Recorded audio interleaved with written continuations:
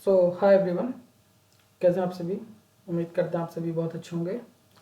तो जैसा कि हमने लास्ट सेशन में गिट और गिटहब को देखा था और उनके बारे में जाना था कि किस तरीके से हम गिट जो टूल है उसका यूज़ करते हैं, किस तरीके से हम ब्रांचेस बनाते हैं और अपने जो हमने जो काम किया है उसको हम कमिट करते हैं।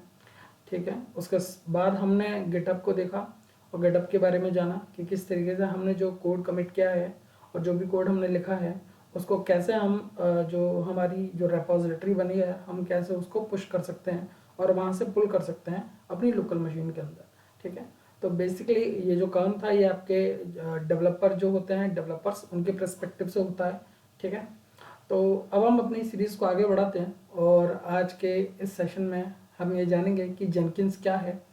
ठीक, तो जेनकिंस जो है वो एक ऑटोमेशन टूल है। ठीक है, इंटीग्रेशन के लिए हम इसको यूज़ करते हैं। ठीक है, और ये जो है वो ओपन सोर्स सॉफ्टवेयर है, जैसा कि आप यहाँ देख सकते हैं कि ये ओपन सोर्स ऑटोमेशन सॉफ्टवेयर है। इसका मतलब यह है कि पहली बात ये फ्रीली अवेलेबल है। ओपन सोर्स का मतलब यह है कि कोई भी इसको यूज़ कर सकता है, उसके लिए आपको सिंगल पैनी भी खर्च नहीं करनी है। और अगर आपको इसके कोड के अंदर कुछ चेंजेस करने हैं तो आप इसकी जो गिटहब पर आप जा सकते हैं और इसके कोड को वहाँ से पुल कर सकते हैं और उसमें अगर आप कुछ चेंजेस करना चाहें तो आप चेंज कर लीजिए। ठीक है, और देन आपके जो कोड्स हैं वो वहाँ से उठकर आपके जेनकिंस की जो कम्युनिटी है उनके पास चला जाता है। ठीक है, फिर वो वहाँ उसको वेरीफाई करते हैं और अगर उनको नीड लगती है कि हाँ इसको हमको अपने अंदर मर्ज करना चाहिए तो वो उसको मर्ज कर लेते हैं। ठीक है, और आपको कंट्रीब्यूटर्स की लिस्ट में डाल देते हैं। ठीक है, तो इस तरीके से हम इसको कहते हैं कि ये एक ओपन सोर्स प्लेटफॉर्म है। ठीक, और यहाँ पर ये क्या है, हमारा ऑटोमेशन के लिए यूज़ होता है। तो ये हमारे क्या है, ऑटोमेशन सर्वर है। ठीक है, हमारा जेनकिंस जो है ये हमको इंटीग्रेशन प्रोवाइड कराता है, कई सारी फैसिलिटीज़ हैं जो ये हमें प्रोवाइड कराता है। बहुत ही अमेजिंग टूल है ये पूरे डेवॉप्स का, और ये मान लीजिए कि डेवॉप्स का हर्ट है। तो इसलिए ये तो इसके बारे में नॉलेज होना तो बहुत ही ज़्यादा ज़रूरी है। ठीक है, अब ये क्या काम करता है, ये ऑटोमेट करता है हमारे सॉफ्टवेयर जो डेवलपमेंट है उसकी जो एंटिटीज़ हैं हमारी, जैसे कि बिल्डिंग हो गई, टेस्टिंग हो गई और डिप्लॉइंग हो गई, उसके साथ जो कंटिन्यूस इंटीग्रेशन है, कंटिन्यूस डिलीवरी है, उस सभी को ये ऑटोमेट कर देता है। अब अगर कैसा हो कि वो सारा काम हमें मैनुअली करना पड़े, तो जब हम मैनुअली करते हैं तो हो सकता है बिल्ड बनने में आपका काफ़ी टाइम लग रहा है। ठीक है, और मान लीजिए कि आपने बिल्ड बनाई तो बिल्ड बनने में आपका आधा घंटा लग गया और आपको फिर पता चलता है जब उसका रिजल्ट आता कि आपने यहाँ यहाँ एरर किए हुए हैं। ठीक है, यहाँ यहाँ आपके कोड में गलतियाँ हैं, तो फिर आप जाएंगे वापस से उसको करेक्ट करेंगे, देन अगेन बिल्ड करेंगे। तो इसमें क्या होता है कि टाइम बहुत ज़्यादा कंज्यूम हो जाता है, जो टाइम है काफ़ी ज़्यादा लग जाता है और हमारे जो डेवलपमेंट की जो कॉस्ट है वो बढ़ने लग जाती है। ठीक है, और उसके साथ ही ये भी होता है कि हमें जो क्वालिटी सॉफ्टवेयर है वो नहीं मिल पाता है। ठीक है, वो प्रोडक्ट नहीं मिल पाता है। तो उन सभी चीज़ों को मैनेज करने के लिए और किस तरीके से हम इंडस्ट्री को क्वालिटी सॉफ्टवेयर दे सकते हैं मिनिमल टाइम में ठीक है, विदाउट एनी एक्स्ट्रा लोड। ठीक है, तो उसके लिए हमको जेनकिंस का यूज़ करना होता है। ठीक है, तो जेनकिंस करता है इंटीग्रेशन और डिलीवरी, और ये कैसे होती है, कंटिन्यूस फॉर्म में होती है, इसलिए बोला जाता है कंटिन्यूस इंटीग्रेशन, कंटिन्यूस डिलीवरी। ये क्या करेगा, जैसे ही जो हमारा कोडर है, जो भी हमारा डेवलपर है वो कोड कमिट करेगा। ठीक है, वो जैसे ही आपके सोर्स कोड मैनेजमेंट में जाएगा ये वहाँ से कोड को पुल कर लेगा और उस पर जो टेस्टिंग है, ठीक है, वो परफॉर्म करने लेगा। पहले उसको बिल्ड करेगा, फिर बिल्ड करने के बाद टेस्टिंग परफॉर्म करेगा, उसके ऊपर यूनिट टेस्टिंग हो गई। ठीक है, और या फिर आपने जो डिस्क्राइब करी हुई है वो सारी टेस्टिंग परफॉर्म करेगा। देन अगर जब वो वहाँ पर सक्सेसफुल हो जाती है तो फिर आगे नेक्स्ट फेज में क्या करता है, उसको मूव करता है। ठीक है, और जैसे ही अगर कुछ एरर आता है तो आपको वापस से नोटिफिकेशन भेज देगा कि आपके इस चीज़ में, इस स्टेप पर, यहाँ पर आपका एरर आया है। और वो इजीली हो जाता है फिर कि डेवलपर उसको मैनुअली ना करके, जब उसको ऑटोमेशन के थ्रू जब वो आ जाता है, एरर का पता चल जाता है, नोटिफिकेशन आ गई, तो वो जल्दी जाकर वहाँ पर करेक्ट कर सकता है। तो ये क्या होता है, यहाँ पर टाइम सेव हो जाता है। तो इसलिए हम जेनकिंस का यूज़ करते हैं। इसके साथ में जो जेनकिंस है वो जावा के अंदर लिखा गया है, क्योंकि इसको बनाया था सन माइक्रो सिस्टम ने। बाद में जब ओरेकल ने इसको सन माइक्रो सिस्टम को खरीद लिया तो इसमें क्या हुआ, इसका पहले ऑफिशियल नाम था हडसन हुआ करता था। ठीक है, इसको हडसन भी बोलते थे। तो हडसन जो है वो एक पेड सॉफ्टवेयर है, वो इसका ही वर्जन है। पर जब सन माइक्रो सिस्टम को ओरेकल ने खरीद लिया तो उनके बीच में डिस्प्यूट हुए, क्योंकि उन्होंने कहा कि नहीं, हमें एक सॉफ्टवेयर ऐसा रखना चाहिए जो कि कम्युनिटी के लिए रहना चाहिए, ठीक है, जिससे कि अगर कम्युनिटी को कुछ चेंजेस करने हैं, जो हमारे जो यूज़र्स हैं अगर उनको कुछ चेंजेस करने हैं तो हम अपने आप को इम्प्रूव कर पाएँ उनके नीड के अकॉर्डिंग, ठीक है। तो उसका ही हडसन का ही एक और वर्जन है जिसको कि जेनकिंस कहा गया, और आप यकीन मानिए कि जेनकिंस ज़्यादा यूज़ होता है हडसन से ज़्यादा। इवन दो हडसन्स प्रीमियम है, हडसन्स चार्जेबल है, वो पेड है, ठीक है, और उसकी सर्विसेज भी अच्छी हैं, पर फिर भी उससे ज़्यादा जेनकिंस यूज़ होता है। क्यों? क्योंकि ये फ्री है और इतनी लाइब्रेरी है इसके अंदर की बता नहीं सकते, इतने प्लगइन्स अवेलेबल हैं कि आपको जो भी टास्क परफॉर्म करना है उसके रिगार्डिंग आप बस जाइए प्लगइन्स के सेक्शन में, वहाँ पर आप प्लगइन अपनी सर्च कीजिए, इंस्टॉल कीजिए और आप रेडी टू गो हो उस काम को करने के लिए विदाउट एनी सिंगल पेनी आपको खर्च किए हुए, वो सारी सर्विसेज वहाँ पर मिल जाती हैं, ठीक है। तो फ्री होने की वजह से और ओपन सोर्स होने की वजह से ये ज़्यादा पॉपुलर हुआ हडसन से ज़्यादा, ठीक है। तो ये थी जेनकिंस की बेसिक हिस्ट्री कि हम जेनकिंस क्या था, किसने बनाया था, हम क्यों इसको यूज़ करते हैं, ठीक है। अब हम देखते हैं कि जेनकिंस क्यों, ठीक है। तो पहला पॉइंट है, जेनकिंस फ्री और ओपन सोर्स है कि कोई भी इसको डाउनलोड कर सकता है, यूज़ कर सकता है, उसके लिए उसको कोई भी चार्ज नहीं देना है। दूसरा, ये जो है ये प्लेटफॉर्म इंडिपेंडेंट है, आप इसको किसी भी प्लेटफॉर्म पर रन कर सकते हैं, चाहे आपका हुआ लाइनक्स, सभी के लिए अवेलेबल, लाइनक्स हुआ, विंडोज़ हुआ और उबंटू हुआ, जितने भी डिस्ट्रीब्यूशन हैं उन पर भी ये इजीली इंस्टॉल हो जाता है, ठीक है।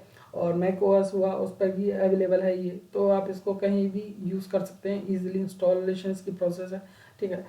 ऊपर से लार्ज कम्युनिटी है, ठीक है, उसकी सपोर्ट आपको मिलती है, अगर आपको कुछ चेंजेस करने हैं तो आप वहाँ देख सकते हैं, फिर अगर आपको कोई क्वेश्चन आया है किसी भी सर्विस के रिगार्डिंग तो आप वो वहाँ पर जाके सर्च कर सकते हैं, वो लोग आपको सपोर्ट करते हैं प्रॉपरली, ठीक है।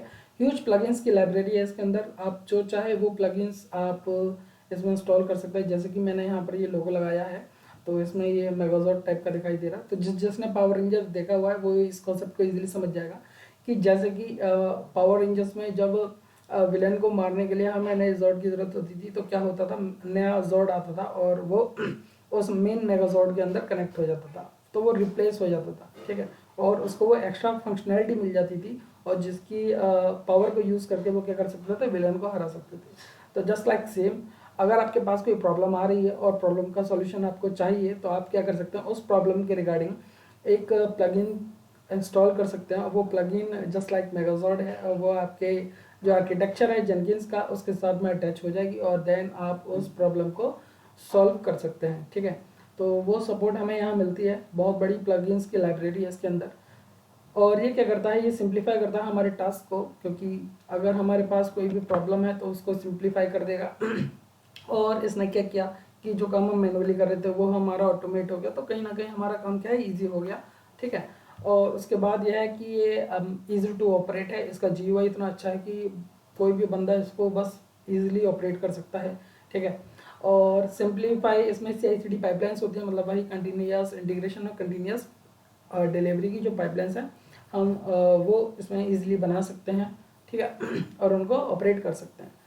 साथ में ये क्या है कि ये कुछ प्लगइन्स के थ्रू हमें सिक्योरिटी भी प्रोवाइड करता है। दूसरा यह है कि जावा में लिखा हुआ है और जैसा कि आप सभी को पता है कि जावा वैसे भी सिक्योर लैंग्वेज है, तो कहीं ना कहीं सिक्योरिटी भी हमें प्रोवाइड भी करा देता है, ठीक है। और इसके क्रेडेंशियल्स भी काफ़ी अच्छे हैं, तो क्रेडेंशियल्स को हम मैनेज करके अपनी सिक्योरिटी को अचीव कर सकते हैं।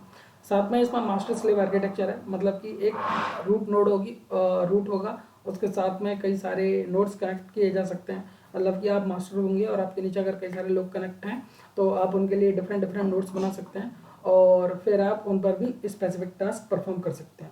मतलब कि ये इसलिए है कि एक स्पेसिफिक सर्वर पर अगर लोड आप डालना नहीं चाहते हैं तो आप उस स्पेसिफिक जो टास्क है उसको डिफरेंट डिफरेंट नोट्स पर क्या कर सकते हो, रन कर सकते हो, ठीक है। और उसके बाद इसमें कई सारी चीज़ें हैं जो हमें मिलती हैं और आप इसको एक्सप्लोर कर सकते हैं और मैं भी आपको कराऊंगा इसका हैंड्स ऑन, तो उसमें भी आप देख पाएंगे कि कौन सी सर्विसेज कहाँ है और किस तरीके से आप इसको यूज़ कर सकते हैं, ठीक है। अब हम CI/CD के बारे में और जान लेते हैं। तो basically CI/CD is stand for continuous integration and continuous delivery, ठीक है। तो होता क्या है इसके अंदर कि हमारे एक डेवलपर होता है और ये टीम भी हो सकती है डेवलपर्स की, ब्रांचेस बनी हो सकती हैं जैसे कि हमने उसमें बताया था, और एक मास्टर रिपोजिटरी होगी, ठीक है। तो डेवलपर क्या करेगा, कोड लिखेगा, और जैसे ही डेवलपर उस कोड को लिखेगा वो क्या करेगा, अपने सोर्स कोड मैनेजमेंट पे, यहाँ गिटहब हमने लिया है, आप कोई सा भी ले सकते हैं, ठीक है, कई बिटबकेट यूज़ करा है या अदर, तो वो वहाँ पर क्या है, कोड को कमिट करेगा। जैसे यहाँ आपका कोड कमिट हो जाएगा, और आप क्या कर सकते हो, इस गिटहब की जो रिपोजिटरी है उसको आप मर्ज कर सकते हो अपने जेनकिंस के साथ। तो जब जैसे ही आप इसको इंटीग्रेट कर लोगे, तो यहाँ जैसे ही आपने कमिट किया, जो कोड आपका गिटहब में आया वो ऑटोमेटिकली यहाँ आ जाएगा जेनकिंस के पास में, ठीक। अब जेनकिंस के पास में आ गया तो डिफरेंट प्लगइन्स का यूज़ करके हम उसको बिल्ड कर सकते हैं, टेस्ट कर सकते हैं, ठीक है। जैसे कि टेस्टिंग में हम यूनिट टेस्टिंग कर सकते हैं, रिग्रेशन टेस्टिंग कर सकते हैं, अदर टास्क परफॉर्म करना चाह रहे हैं तो आप वो कर सकते हैं, ठीक है। तो जेनकिंस के अंदर वो सभी क्या होंगे, प्रोसेस परफॉर्म होंगे, और उस प्रोसेस परफॉर्म होने के बाद अगर वो सक्सेसफुल रहता है तो वो प्रोडक्शन के लिए चला जाता है, वो फाइनल रिलीज हो जाता है। अगर उस दौरान कुछ एरर आता है तो वो क्या होगा कि जो आपका डेवलपर है उसके पास नोटिफिकेशन भेज देगा कि इस वाले स्टेप पर यहाँ पर हमें एरर मिला है, तो आप बेसिकली जाकर उसको वहाँ पर करेक्ट कर सकते हैं, ठीक है। जैसे ही करेक्ट करेंगे तो वो ऑटोमेटिकली कोड गेटअप पर जाएगा कमिट करने के बाद, और जैसे ही कोड गेटअप के पास आ गया वो वापस से जेनकिंस उसको उठा लेगा, क्योंकि कंटिन्यूस इंटीग्रेशन है, ठीक है। उसको वापस से यहाँ पर परफॉर्म किया जाएगा, सारे प्रोसेस परफॉर्म किए जाएंगे, और फिर वो अगर सक्सेसफुल रहता है तो आगे उसको भेजा जाएगा प्रोडक्शन के लिए, फाइनल प्रोडक्शन के लिए। अगर उसमें कुछ एरर आता है तो अगेन, तो ये एक लाइफ साइकिल है जो कि चलती रहती है, ठीक है। तो यह है आपका कंटिन्यूस इंटीग्रेशन की किस तरीके से होना है। अब हम इसके बारे में थोड़ा डीपली जानते हैं। तो देख लिए होता क्या है कि जेनकिंस के थ्रू हम क्या करते हैं, जो हमारा वर्जनिंग कंट्रोल सिस्टम है, मतलब कि जो हमारा गिटहब है, वहाँ पर डेवलपर क्या करता है, कोड को डालता है, ठीक है।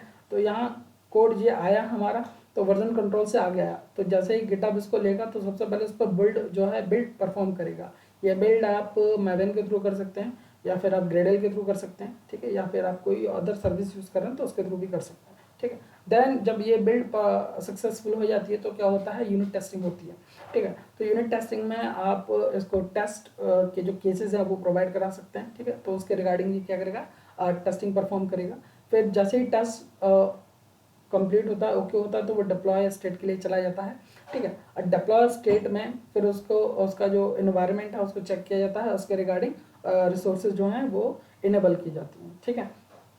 और जब वो डिप्लॉय के लिए ओके हो जाता है तो फिर ऑटो टेस्टिंग के लिए जाता है। यहाँ पर जो इन्वायरमेंट उसने रेडी किया है उसके रिगार्डिंग और जो अदर रिसोर्सेज हैं और जो फर्दर जो टास्क है वो परफॉर्म होते हैं, ठीक है। और जब ये सारा सारा काम हमारा ओके होता है तो वो डिप्लॉय हो जाता है प्रोडक्शन के लिए, ठीक है। अब यहाँ जब प्रोडक्शन के लिए आया तो उस पर अदर कुछ जो टास्क हैं वो परफॉर्म होंगे, ठीक है। और फिर उसके बाद उसको हम मेजर और वैलिडेट कर सकते हैं, मतलब कि हम फिर उसको मॉनिटर कर सकते हैं, ठीक है।